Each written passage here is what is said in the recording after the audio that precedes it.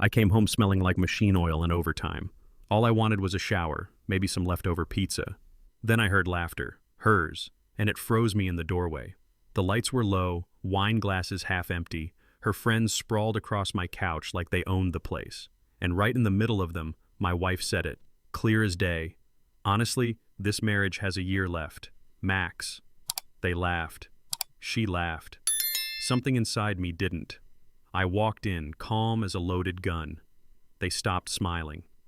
Then let's not waste a year, I said. It ends tonight. The room went silent, except for the sound of my heartbeat, steady as war drums. She didn't know it yet, but that night she lost the man who used to beg to be understood. If you've ever been there, stood in that silence, hit subscribe, you're gonna want to hear what happened next. Then let's not waste a year was still echoing when I yanked the duffel from the closet. Boots first, work shirts, toothbrush. The kind of packing you do when you're done explaining yourself. I didn't slam a single drawer. The quiet felt louder than any fight. 10 minutes later, I was under a flickering neon sign off Route 14, the kind of motel where the carpet smells like disinfectant and old cigarettes. The ice machine groaned in the hall. My phone wouldn't stop buzzing. Jenna's name filling the screen like a fire alarm. Apologies, anger, promises, guilt. I let it buzz until my hands stopped twitching. Any married man knows the pull.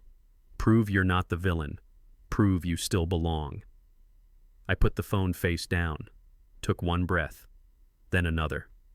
The room hummed, the neon blinked, and the first real silence I'd had in years spread out like a blanket. But silence has a way of breaking, and mine would break before sunrise. It broke at 6:15 a.m., 23 missed calls, 40-something texts. I brewed the free packet coffee, the kind that tastes like cardboard in college, and watched steam curl in the thin motel light. 12 hours after I walked out, the story tried to pull me back. New notification. Vanessa. Her name hit different. She'd been on my couch last night laughing with the others. We need to talk. Not a guilt bomb, not a paragraph, just 5 words that made my stomach drop. I wasn't in the mood for more theatrics, but something in me knew this wasn't about feelings. This was about facts. I thumbed accept, and the line opened with her whispering like the phone itself might snitch. She said my name soft, like a nurse touching a bruise. What you heard wasn't venting, she breathed. She's been planning this. I stared at the door, at a strip of neon leaking under it, and wrapped both hands around the cup to keep them steady. Her words came like cold water. Jenna had a lawyer since February. Strategy sessions, documentation, screenshots of bank activity pulled out of context, a plan to push me to leave first so she could cry abandonment and tilt the table when it mattered. Men hear rumors about stunts like that, but you never think it's your house on the chalkboard. Vanessa didn't hedge. She named the street downtown, the firm, the timeline. She was shaking. I could hear it in her breath. "You're not crazy," she said. "You were supposed to explode last night. She wanted you to walk." I let the ugly truth stand there between us, heavy as a safe. The motel drapes hung in that same chain hotel pattern every budget place buys by the mile. And for the first time since I opened my front door, my mind went clear. This wasn't love anymore. This was a game. I set the cup down, straightened up, and decided I wasn't playing by her rules. Vanessa didn't just talk, she acted. "I recorded this call," she said, steadier now. "You have permission to use it. I'll testify."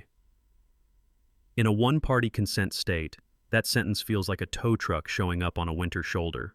She emailed the file. I saved it to my phone, to the cloud, to an old thumb drive that survived 2 trucks and a move. 3 copies like 3 deadbolts on the same door. Screenshotted our thread. Forwarded everything to myself. Paper trail beat spin. My phone lit with Jenna again. Anger, apology, nostalgia on shuffle. But the words didn't hook me anymore. New rule. No emotional debates, only documented facts. I showered, scraped a dull razor across my jaw, and buttoned the same wrinkled shirt from yesterday. Overtime doesn't stop because a life blows up. I stood by the curtain, watched neon pulse on the motel bedspread, and nodded once, like I was shaking hands with the man I needed to be. Planning means moving. The warehouse swallowed me whole. Pallet jacks squealing, forklifts beeping, dust and diesel in the air. Work is where a man remembers what he can still lift. I stacked, scanned, and let the rhythm scrub the noise out of my head. Derek, steady as a cinder block, waited until lunch. He slid a business card across the break room table like a winning hand. Caldwell helped me through mine, he said, eyes that had seen this storm already. The card felt solid. No billboard grin, no cheesy slogan, just a number and a door. Outside, under a big Midwestern sky, I dialed before doubt could bargain. The receptionist sounded like order and clean desks. "We have an opening at 4:30, she said. I checked the wall clock, wiped grease on my jeans, and said, "See you at 4:30. The line clicked off. For the first time in days, the ground under my boots felt level, and the fight ahead finally had rules. By 4:30, I was in a small downtown office with old carpet and humming fluorescent lights, the kind of place where real work gets done. Caldwell shook my hand once and sat, pen ready, eyes steady. He didn't sell me hope. He listened. I told him about the living room, the laughter, the motel, the early morning call. He didn't interrupt. When I finished, I pulled out my phone and pressed play. Vanessa's voice filled the room. Dates, strategy, the push to make me leave first. Caldwell leaned back, thoughtful, the way a mechanic looks at an engine he knows he can fix. "Okay," he said, voice even. "This isn't a shouting match. This is a case." The room felt bigger after that, like someone cracked a window. For months, I'd felt like a man standing in a dark room trying to find the light switch. Now a grown-up was in the room with a flashlight. He nodded once, decisive. "We can work with this. Let's get precise." He confirmed what Vanessa hinted, our state is one-party consent. The recording stands. No drama, just law. Then he moved to money, income, bank accounts, the lease, my truck, her car, the 401k. I started after the promotion. I told the truth without dressing it up.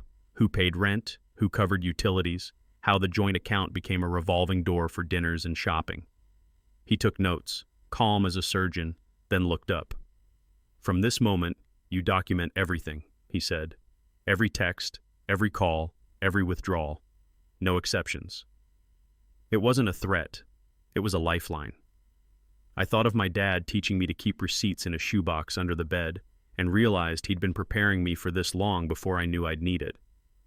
Caldwell slid me a checklist. Simple steps, clear order. I felt my shoulders lower an inch. I wasn't going to win a debate. I was going to keep a record. And a record tells the story for you. Before I left, he added one more rule. Don't abandon the residence. Short visit.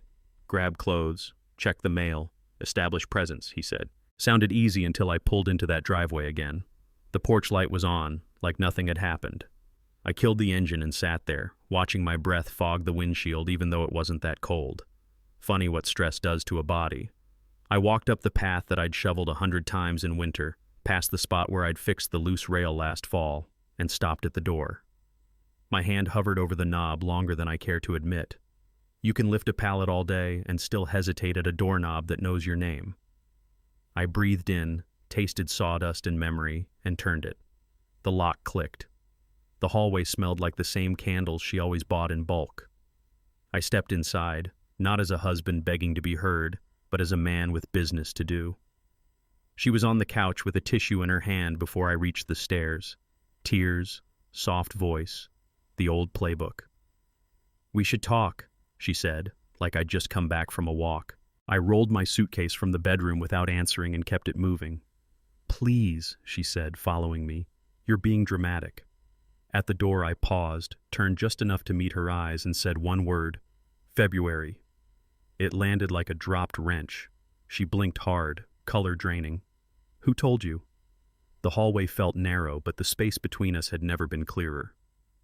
"Doesn't matter," I said, and it really didn't. She switched lanes fast, anger, then a softer pitch, counseling, fresh start, anything but the truth sitting between us in plain clothes. I didn't bite, no raised voice, no list of hurts. I lifted the handle on the suitcase and walked. Sometimes the most grown man sentence in the world is the one you don't say. I hadn't made it past the gas station on the corner when an unknown number lit up my screen. I let it ring once, twice, then picked up. "Ethan? It's Lindsay," she said, the other friend on my couch Wednesday night. Her voice had the weight of someone who slept badly. "I'm sorry for what happened," she said, and for a second I just listened to the hum of the road. She told me Jenna had called, pushing for a story, controlling, aggressive, the usual paint job you throw when the walls crack. "I won't lie for her," Lindsay said. "If you need the truth about that night, I'll say it." I pulled into a parking lot facing a strip of winter grass and felt something I hadn't felt since this started. Relief that didn't taste like denial. Not everyone swallowed the script. Some people still call a thing what it is. I thanked her, meant it, and drove on, the road finally pointing somewhere that felt like mine. Lindsay's call reminded me that some people still choose the truth, and I carried that steadiness straight to the bank. I withdrew $1,500 for the retainer, snapped a photo of the slip, and emailed it to myself with the subject line, "Caldwell, Retainer." Then I moved the remaining balance into a new account in my name, noting the time, the teller, and the reason. Not a sneak move, just oxygen. Back at the motel, I bought a fireproof document box from the hardware store next door, the beige kind every dad keeps in a closet with birth certificates and insurance cards. Inside it, I placed a fresh notebook, a blue pen, and a thumb drive. I wrote today's date at the top of the first page and drew a straight line down the middle. Event on the left, proof on the right. That's how you stop drowning. You name the water, you measure it, you build a raft. I turned to a clean page and started the timeline. I emptied my pockets and my email like a mechanic laying out tools on a clean towel. Pay stubs, rent confirmations, utility bills, screenshots of texts that started nice and spun mean before sunrise. I pulled bank statements and circled charges that never made sense when I was working doubles. Dinners that cost more than my week of lunches, boutique swipes that showed up like clockwork. Not a witch hunt, just patterns. You can argue feelings till the lights go out, numbers don't blink. I matched dates to shifts, flagged nights I was at the warehouse while our joint card picked up champagne and steak. Every receipt went into a clear sleeve. Photos, emails, timestamps, all labeled like I was prepping a toolbox for someone else to use if I got sick. By the time the coffee went cold, the pile of paper had shape. I didn't need to shout anymore. The ledger could do the talking, and it wasn't on my side. It was on the truth's. I brought the new calm to the warehouse. The beep of forklifts, the scrape of pallets. There's a comfort to honest noise. During first break, I knocked on Pete's office door. He looked up with that marine face that tells you the weather without checking the sky. I laid it out. Separation, lawyers, a request. "If she calls or shows up, I need you to route everything away from me," I said. He didn't ask for details, didn't poke at the wound. "Consider it done," he said, and that's why men like him hold crews together. He posted a quiet note with HR, told the front desk not to patch through personal drama, and reminded me to clock out on time. There's a kind of safety that doesn't come from locks. It comes from people who choose to stand between you and a storm. Walking back to the floor, I felt the building itself backing me up. For the first time in a week, work felt like shelter again. That afternoon, Caldwell spread my stack across a conference table like a map. He didn't judge, he traced. "This is rent," he said, tapping my deposits. "These are utilities, groceries, gas." His pen slid to the other column, restaurant tabs, retail runs, spa charges that landed on Fridays like clockwork. "Joint funds," he said evenly. "But joint benefit?" I stared at the page and finally saw what I'd refused to stare at. I'd been financing a lifestyle I didn't live, not a crime, a pattern. He underlined a week where I covered everything, and she spent $500 on a dress and dinner I never tasted. "We're not punishing anyone," he added. "We're showing a judge how the money moved." Something in my chest unknotted, not relief exactly, but clarity, the way a windshield clears in rain when you finally replace the wipers. The story wasn't about who felt what, it was about who paid what, when, and why. And that story finally made sense. Once the facts were in order, Caldwell shifted gears like a driver who knows the hill. He drafted the petition while I watched. Plain language, clean lines, no heat. He laid out the filing timeline and how service would work. Days, not months. He explained what I needed to sign and what to ignore. I initialed where he pointed, the way you do when you're finally letting a professional do his job. He copied my ID, scanned the evidence packet, and slid a folder across the table with a checklist that fit on one page. It's a strange thing to feel lighter walking out of a divorce lawyer's office, but I did. The air outside felt wider, like the town had added an extra street while I was upstairs. I texted Derek a simple "filed." He replied with a thumbs up and a "proud of you, man." Back at the truck, I sat for a minute and just breathed. Forward wasn't a wish anymore. It was a plan. The plan felt real the moment I started saying no. That afternoon, Jenna texted, "You owe me a talk." Old me would have typed an essay, trying to be fair, trying to be understood. New me wrote 2 words, "lawyers only." I could almost hear the slam on the other end. 10 messages firing in a row, each one a different costume. Regret, blame, sweet talk, threats. I didn't answer any of them. I blocked the number and set the phone down like you set down a heavy box you've carried too far. A man learns, sometimes late, that not every ring means you have to pick up. Silence isn't weakness when it protects your sanity. I stood by the window, watched the motel parking lot fill with pickup trucks and tired men who looked like me, and realized we all carry something we don't put on the time card. Tonight, mine wouldn't be her voice. Tonight, I chose the quiet that lets a man think straight. The next morning, I laced up old running shoes and jogged slow laps around the parking lot. Nothing athletic, just moving blood, one light pole at a time. The air had that cold bite that wakes you better than coffee. My chest hurt for a minute, then it didn't. Thoughts that used to crash into each other started lining up. Back in the room, I took a long, hot shower until the mirror fogged and the motel towel felt almost like home. I made the bed, not because anyone cared, but because order is a habit. It's funny how the body goes first, then the mind follows, like tightening bolts in the right sequence so the frame stops rattling. I brewed the little coffee packet and sat on the edge of the bed, breathing easy. For the first time since the living room, the word alone didn't sting. It just meant there was space. Space is where you rebuild. I was finally making room. By noon, the petition was filed and the process server did his job. I didn't picture her face when it landed in her hands. That wasn't my lane anymore. An hour later, her attorney called Caldwell. He looped me in with a calm, "We'll hear them out." Not surrender, strategy. I sat in the cab of my truck while diesel rattled somewhere nearby and listened to grown-ups talk ground rules. Dates, assets, the lease, my truck, her car. You can feel when a conversation lives in facts instead of feelings. Your shoulders drop because there's less to carry. When Caldwell asked for my take, I kept it simple. "I'm not out to hurt her. I just won't be taken advantage of." He said, "That's the right sentence." We agreed on a time to meet their side, and I hung up with a steadiness you can't fake. Men know that feeling, the one you get after you finally change the tire instead of kicking it. The conference room could have been any in America. Cheap art, a plant losing a fight, a table nicked by 1,000 nervous rings. Across from us, her lawyer laid out an opening pitch that sounded tidy. She keeps the car, I help with her credit card debt, to be fair. Caldwell didn't blink. "No," he said, level as a carpenter's bubble. Not mean, not loud, just correct. That debt is hers. He already covered rent and utilities while those balances grew. He slid the statements across like a dealer who knows the deck. I watched the other attorney track the numbers with her eyes, the way folks read a weather map when a storm changes direction. She shifted tone, softened edges, tried a new angle. Caldwell stayed anchored. There's a power in a boundary spoken without heat. It takes the fight out of the room and replaces it with facts. I didn't add a word. The best things I brought were proof and a spine.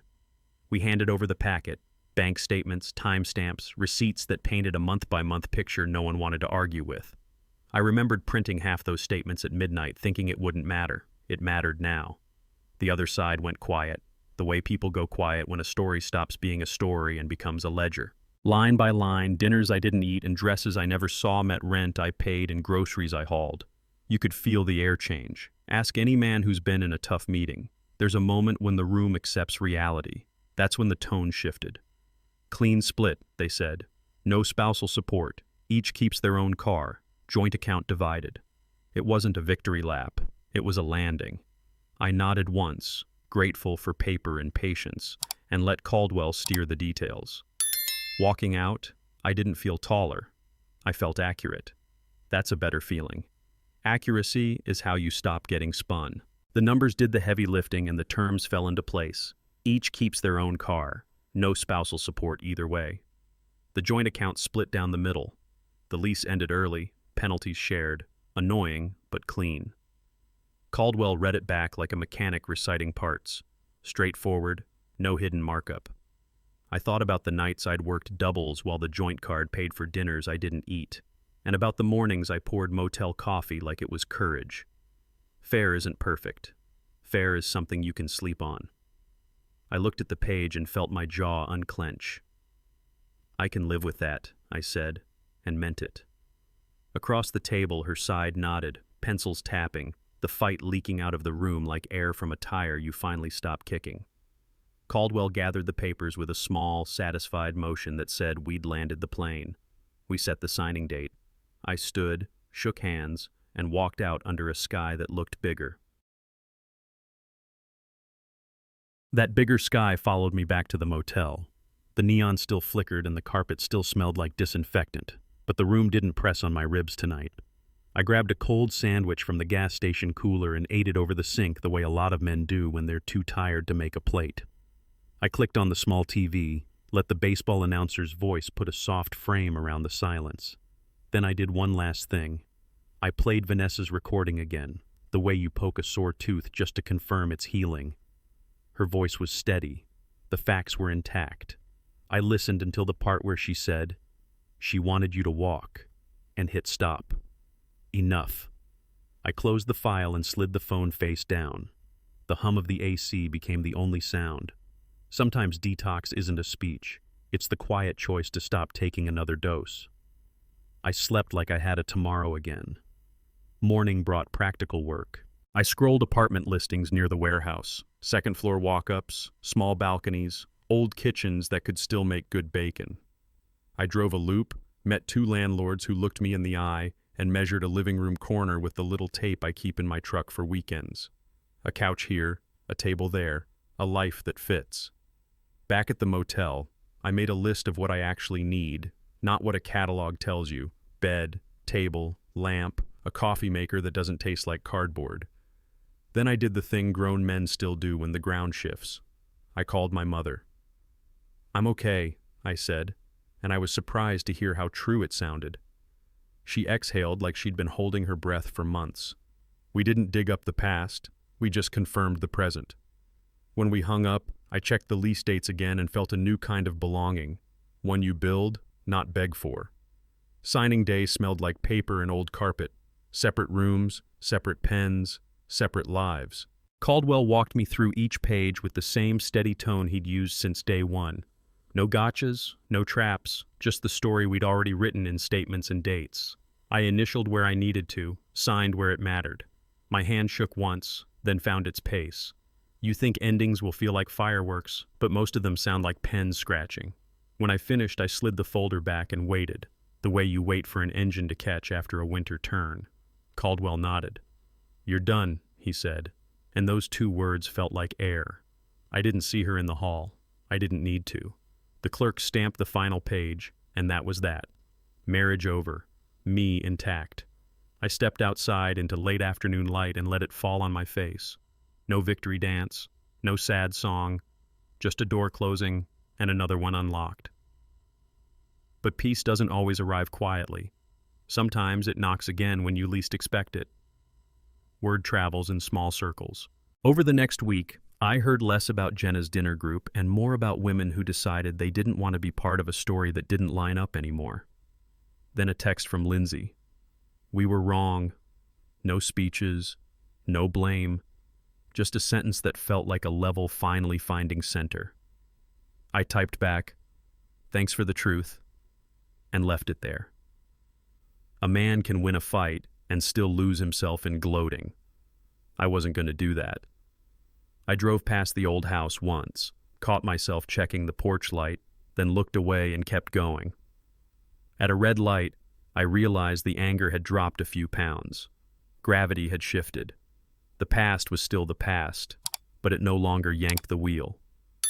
Back at the motel, I opened my notebook and crossed off a line. Finalize agreement. Next line read, home. Not a place I was chasing, one I was finally choosing. I thought the storm was over.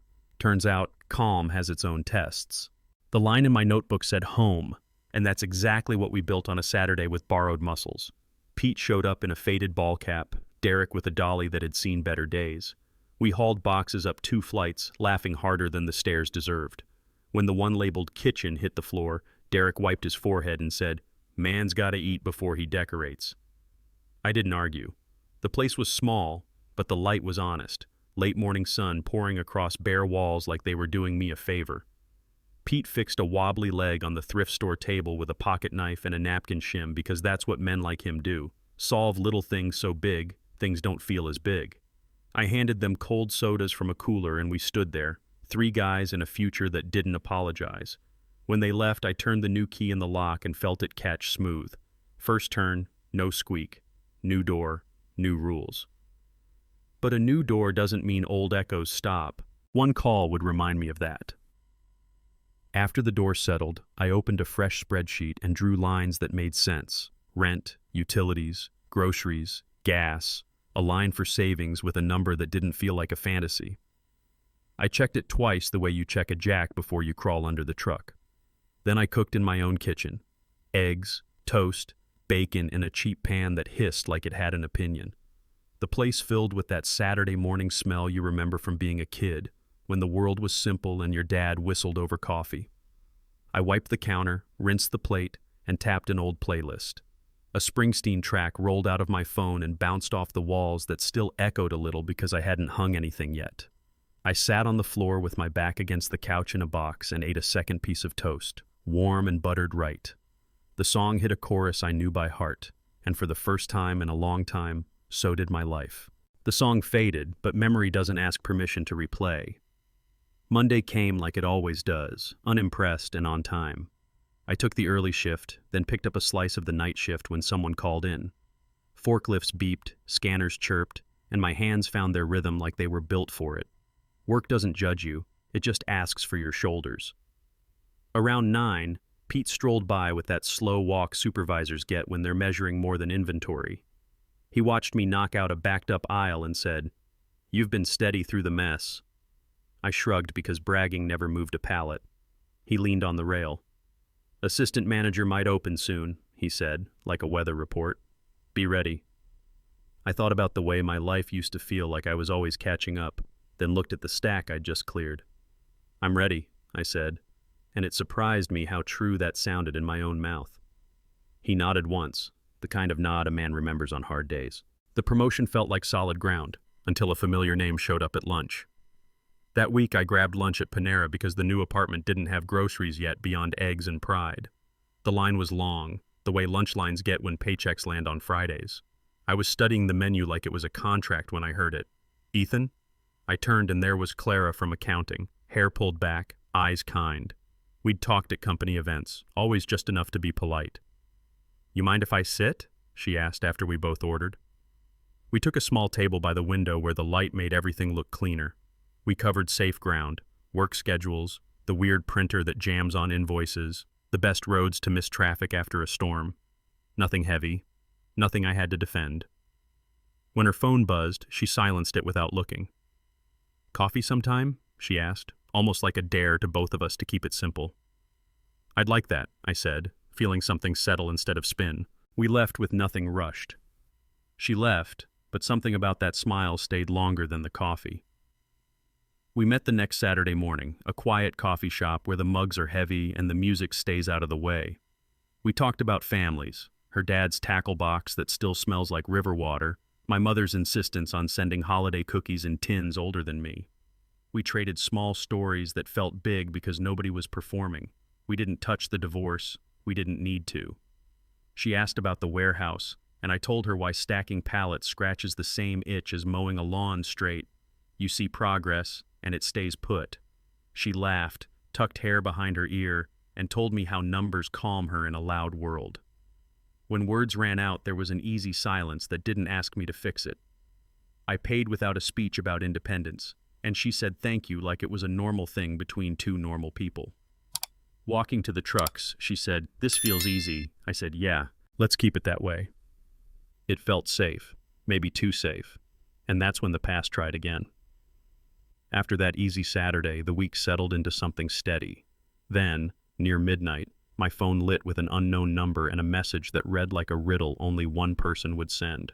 The words tried old doors, nostalgia, guilt, a promise wrapped in fog. I didn't feel angry. I just felt done. I deleted it, blocked the number, and set the phone face down on the table like a mechanic sets down a wrench when the job's finished. Out on the small balcony, the complex was quiet, except for a dog 2 buildings over and a TV laugh track drifting through blinds. I leaned on the rail, breathed the cool air, and let the night be the night. The past has a way of leaving breadcrumbs. You don't have to follow them. I closed the slider, locked it, and turned off the kitchen light. Sometimes moving on isn't a speech. It's a small, simple click. Peace, again, but this time it had company. Sunday morning, Clara knocked with a paper bag that smelled like comfort. "Everything bagel or cinnamon?" she asked, already halfway inside like someone who understands kitchens. We ate standing up, and then she surveyed the room like a coach eyeing a field. "Sofa here," she said, nudging the box with her knee. "Lamp there. Don't hide your window." I could have dug in or made a joke, but I didn't. I let her lead because it felt good to let someone help without keeping score. We built the couch, turned the rug, and found the angle where the afternoon light hits just right. She tucked a throw into the corner and smiled. "This looks like you," she said, and I realized how rare it is to hear those words and believe them. The place didn't feel staged. It felt honest, like boots by the door and a coffee ring you don't wipe right away. We finished our bagels on the new couch that finally had a story.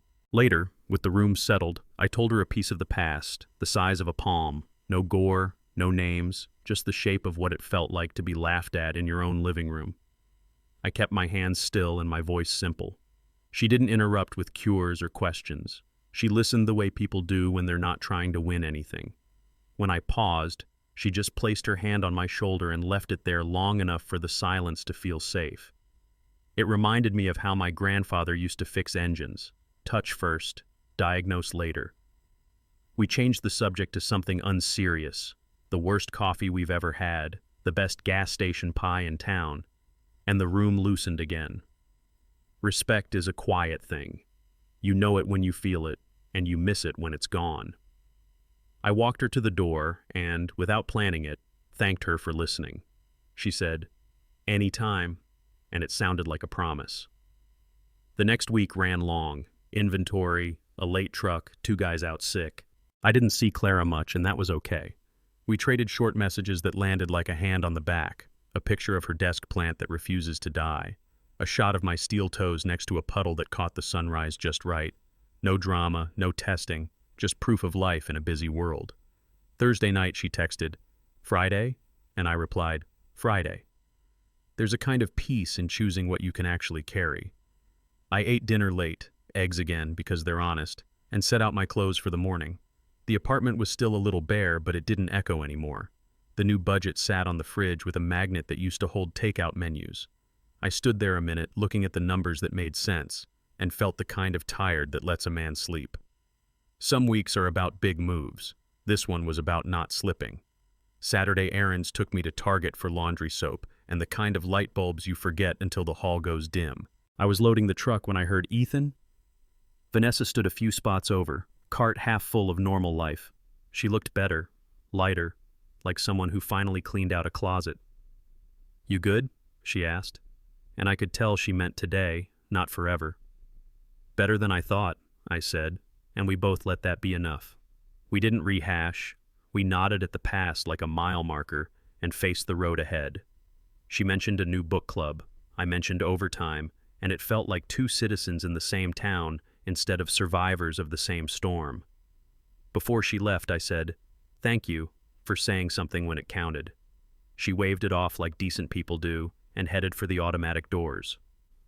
On the drive home, the light in the hallway looked a little brighter. Some circles don't need fireworks to close. After the Target lot, the week slid into a quiet rain.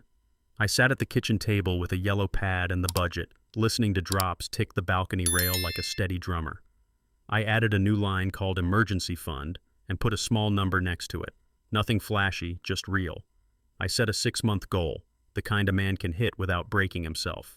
I moved $20 I'd normally spend on takeout into savings and felt something loosen in my chest. Money isn't love, but a little cushion lets you sleep like you're not waiting for the other shoe. I wrote security in block letters on the cover of a cheap notebook and slid it next to the coffee maker so I'd see it every morning. The rain eased. I turned off the kitchen light and the apartment held. A man can't control storms, but he can put a roof over his head and a plan under his feet. Work always tells the truth about a week. At the morning huddle, Pete cleared his throat and called my name. Ethan knocked out the backlog in aisle 7. Clean, safe, on time, he said. No parade, just the sentence men like us hear once in a while that reminds you why you show up. A couple of guys clapped my shoulder on the way out, the kind of quick, respectful taps that mean more than speeches. I felt it in my spine, not my ego, steady pride, the kind that doesn't need a microphone. When a man rebuilds, he needs wins he can point at. Pallets stacked square, orders shipped, a team that runs. I grabbed the scanner and got back to it, rhythm in my hands and a good sweat finding its way. It wasn't about proving Jenna wrong. It was about proving my day right.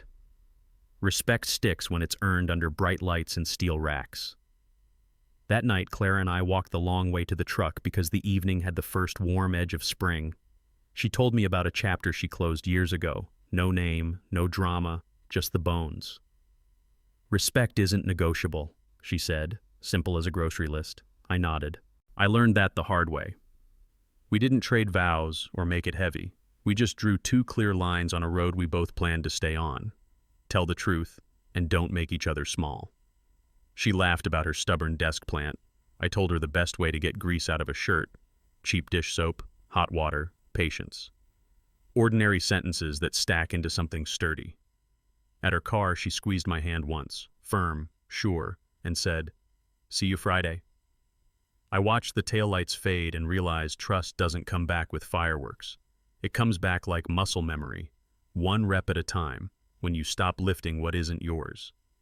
A day later, someone mentioned they'd heard Jenna moved again. Smaller place, maybe 2 jobs. The old me would have poked the bruise, asked for details, run a mental race I could never win. I just nodded and shifted the conversation back to the truck that needed unloading. Not cold, just done. There's a difference. I drove home with the window cracked and the radio low, letting the wind do what it does best, clear out the junk. At a red light, I caught my reflection and barely recognized the guy who used to check her social just to hurt. I don't wish her well or ill. I wish her away from my steering wheel. In the elevator, an older neighbor held the door and said, "Long day?" I smiled. "Good one." The apartment smelled like coffee and rain when I walked in, and I hung my keys on a nail I'd hammered in myself. Forward isn't loud. It's just the only direction worth paying for. That evening, I salted a cheap steak and let it sit while the pan heated until it smoked just right. Baseball hummed on the radio. 2 teams I don't care about playing a game I always will. I seared both sides, spooned butter, and felt like a man who'd earned his dinner. After the plate hit the sink, I dialed my dad. We talked about nothing, weather, truck tires, the price of gas, until I asked about the notebook trick he used when money got tight. He chuckled. "Shoebox and a pen, son. Write it down before it writes you." I told him I'd started an emergency fund. He didn't gush. He just said, "Proud of you," and I could hear the porch swing in his voice. You don't outgrow needing that sound. When we hung up, the game rolled into the 7th. The apartment was quiet, and I realized how much of belonging is built, not given. Meat in a pan, a voice on a line, a roof that's yours. After the call with Dad, I pulled a shoebox from the back of the closet and set it on the kitchen table. The sound of the lid coming off felt louder than it should. Wedding photos, smiles that belong to 2 people who don't live here anymore. I gave them one honest pass, not a hate tour, a weather report. We looked young, we looked sure. I traced a corner with my thumb and realized I didn't want to argue with paper. I stacked the pictures, slid them back in, added the program from the day and the napkin someone saved like a joke. The lid went on. I clicked a small lock I'd picked up at the hardware store and wrote, "Do not open" on a piece of tape, not as punishment, just a policy. I climbed a chair and tucked the box high where it wouldn't catch my eye when I made coffee. I stepped down, wiped my hands, and let the room be new. Clara stopped by with iced tea and that calm that makes a room hold still. We sat by the window, the sky turning that late blue that makes streetlights try harder. She watched me think and asked, "Do you still think about her?" I didn't dodge. "Sometimes," I said, "like a finished chapter." The words surprised me, how clean they sounded out loud. Clara smiled, not victory, just understanding. We didn't autopsy the past. We let it sit in its box on a high shelf. She told me about a road trip she took alone once, the night she realized silence can be a friend. I told her how baseball on the radio makes any kitchen feel like home if you've got butter in a pan. We traded easy truths until the room relaxed. When she left, she squeezed my hand, and it felt like someone placing a book back where it belongs. Not erased, filed, and I didn't feel haunted anymore. A few nights later, Derek's crew got stuck with a truck that rolled in late and wrong. I stayed to help because that's what you do when someone once handed you a lawyer's card like a life vest. We cleared the pallets, worked the scan guns until the beep sounded like a song. On the walk to our trucks, he told me about his own divorce. No gore, just markers, the motel coffee, the first quiet paycheck, the day the apartment didn't echo. "It gets lighter," he said, like a man who knows where the trail evens out. We stood there in sodium light, two guys with sore backs and clean consciences, and didn't fill the gaps with advice. Sometimes the best support is a nod that says, "I see the weight, and you're carrying it right." He tossed me a bottle of water, I tossed him a thanks, and we both drove home a little straighter. Brotherhood doesn't need speeches, it needs presence. The next morning, Pete waved me into his office with that no-nonsense chin tilt. "Quick heads up," he said. "She called here." He didn't say her name. He didn't have to. "We're not patching anything through. HR's looped in. You're covered." I let out a breath I didn't know I was holding and said, "Thanks." He shrugged like he'd just moved a cone out of the road. That's what a good boss does. Keeps traffic flowing while you fix your engine. Back on the floor, the team ran like a well-oiled rack line. I sent Pete a short text later, "Appreciate you," and he replied with a thumbs up and eyes forward. In a world where phones are magnets for trouble, it felt good to know there were walls where I needed them. I clocked out on time, walked past reception without a flinch, and held the door for a guy carrying too many boxes. Boundaries aren't about hiding, they're about working without looking over your shoulder. On Sunday, Clara suggested a short hike outside town. Nothing dramatic, just a trail that winds through tall grass and stubborn oaks. We moved easy, not trying to set records. I matched my steps to her pace and felt the noise in my head turn down with each hill. The air smelled like wet dirt and new leaves, the kind of scent that reminds you your lungs still know their job. We didn't talk much. Boots on rock said enough. Halfway up, she pointed out a hawk riding a pocket of wind like it had nothing to prove. I smiled because that's the lesson right there. Use what's already lifting you. At the overlook, we stood shoulder to shoulder, breathing like people who've done their share of hard things and still choose the view. On the way back, my knees complained, but my body felt honest, tired, and alive. In the truck, windows down, I realized strength doesn't always roar. Sometimes it just returns, one steady mile at a time. The trail quiet stayed with me, and that night I asked Clara if she wanted to cook at my place. She smiled like she'd been waiting to be asked. "You cut, I season," she said, tying her hair back with a rubber band from her wrist. I laid out a cutting board that still smelled like new wood, trimmed chicken, sliced onions thin.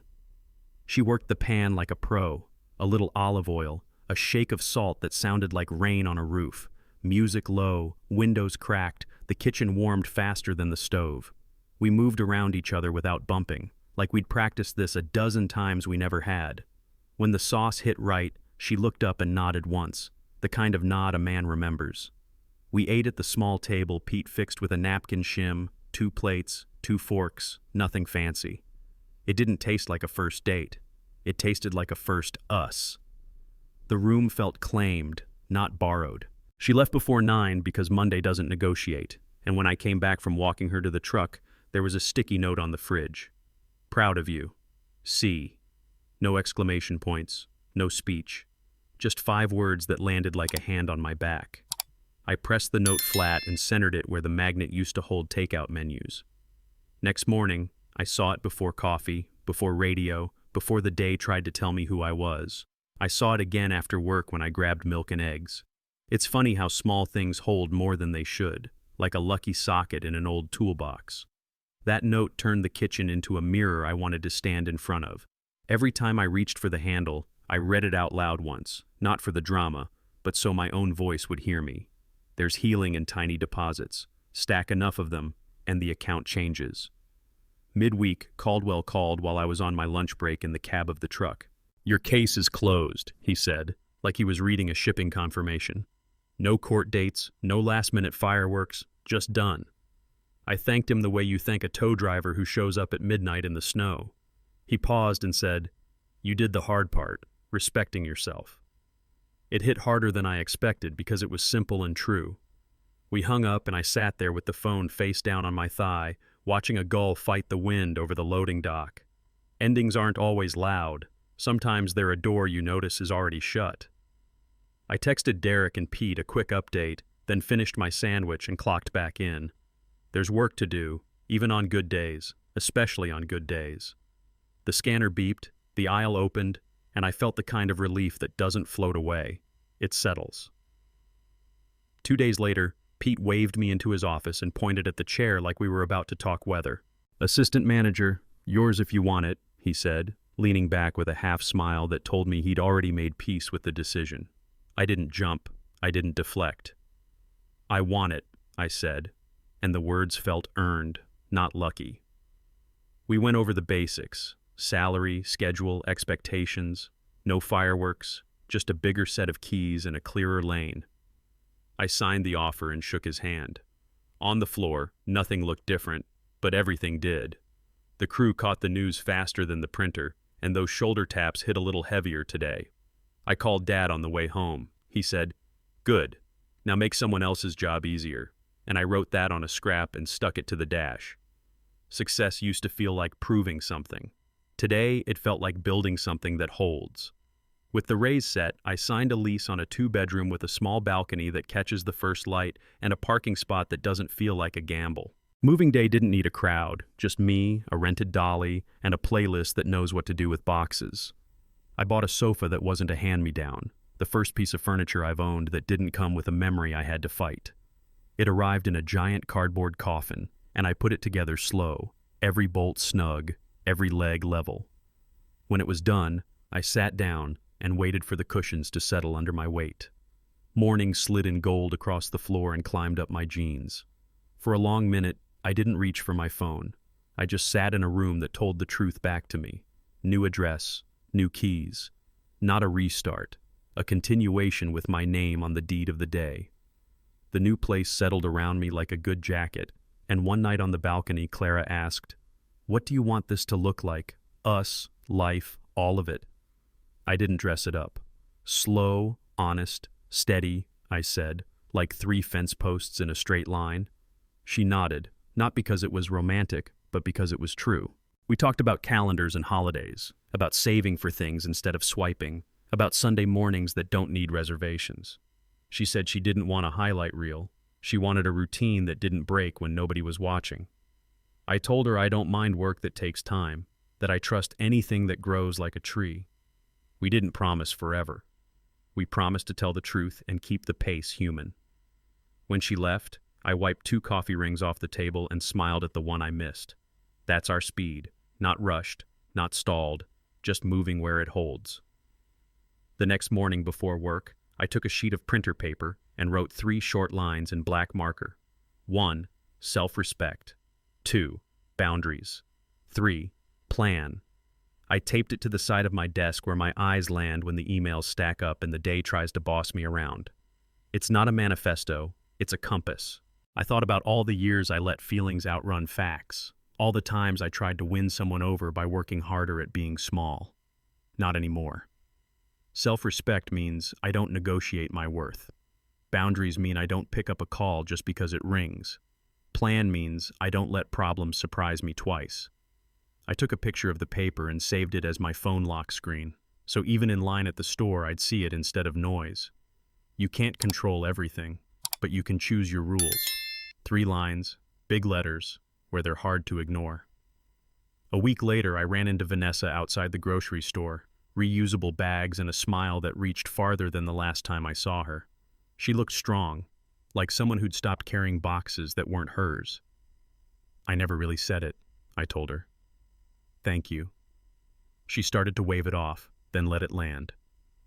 Do right, sleep good, she said, like a Midwestern proverb.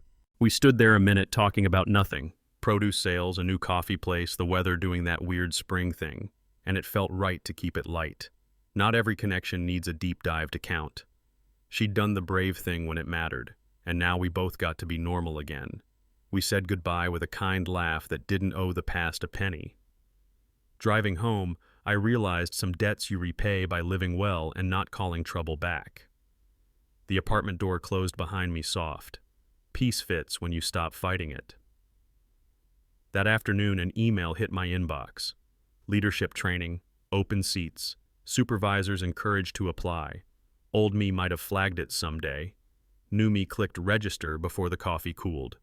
I printed the syllabus at the office, grabbed a highlighter, and started marking sessions that matter.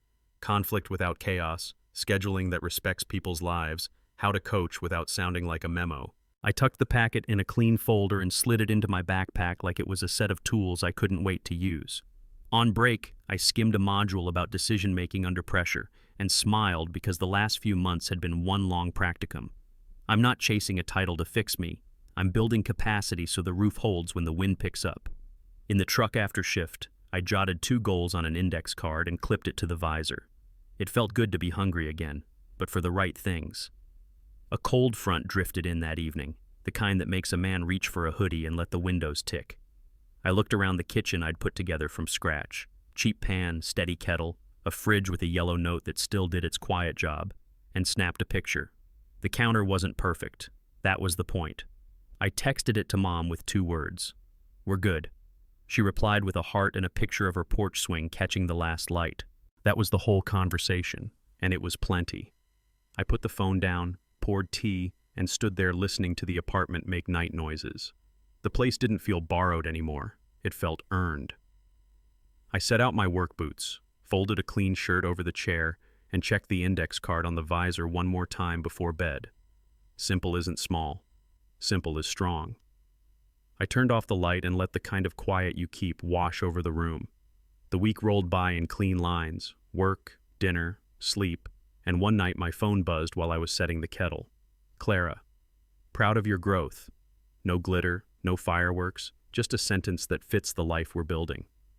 I leaned on the counter and typed back, proud of our honesty, because that's the part that keeps standing when everything else shakes. The dots pulsed, then her smile came through, and I caught my reflection in the microwave door, grinning back like a man who finally recognizes himself. We traded small updates. Her stubborn plant put out a new leaf, my crew cleared a shipment early, and then let the thread rest. There's a quiet kind of love that doesn't beg the room to look at it. It nods, shows up, and doesn't flinch. I set the phone down, poured hot water over a tea bag, and felt something in my chest settle into place. We weren't chasing a moment, we were confirming a direction. A few days later, driving home, habit steered me toward the old turn. It's funny how muscle memory loves the wrong exit. The street sign was right where it always is, pointing toward a house that doesn't have my name in it.